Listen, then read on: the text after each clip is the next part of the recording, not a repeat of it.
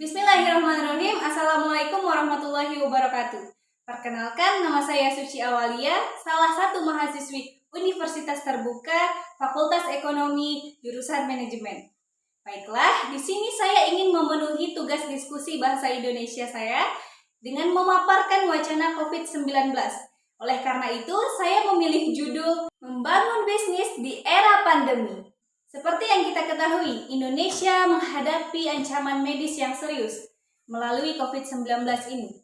Ada banyak korban berjatuhan akibat serangan virus COVID-19. Pandemi COVID-19 tidak hanya berdampak pada dunia kesehatan saja, melainkan juga berdampak di segala sektor di aspek kehidupan kita.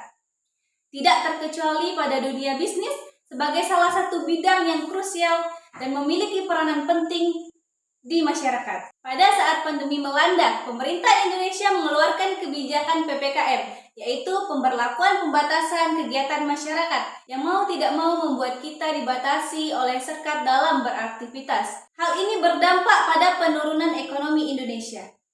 Hal ini juga menjadi tantangan baru bagi Indonesia dalam menghadapi COVID-19.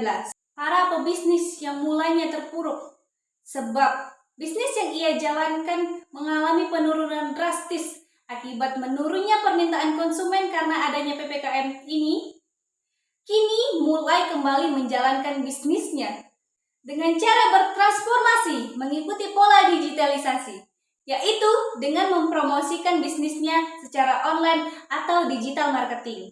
Digital marketing bukanlah tongkat keajaiban yang bisa mengubah keadaan secara instan, melainkan sebuah alat yang perlu kita gunakan secara maksimal.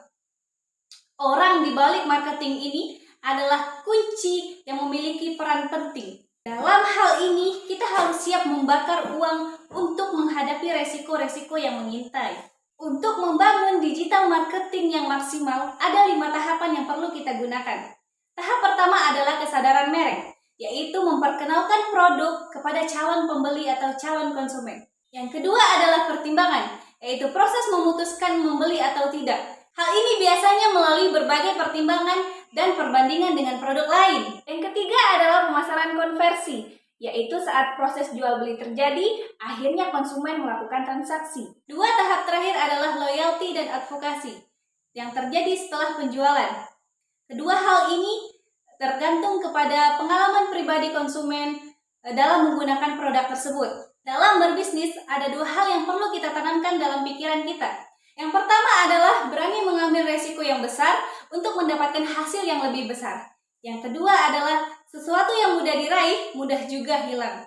Itulah 5 tahapan yang dapat kita gunakan untuk membangun bisnis di era pandemi. Semoga dengan adanya digital marketing, ekonomi Indonesia semakin bangkit meski kita dilanda pandemi. Mungkin hanya itu saja yang dapat saya paparkan dalam membangun bisnis di era pandemi. Sekian dan terima kasih. Saya akhiri. Wassalamualaikum warahmatullahi wabarakatuh.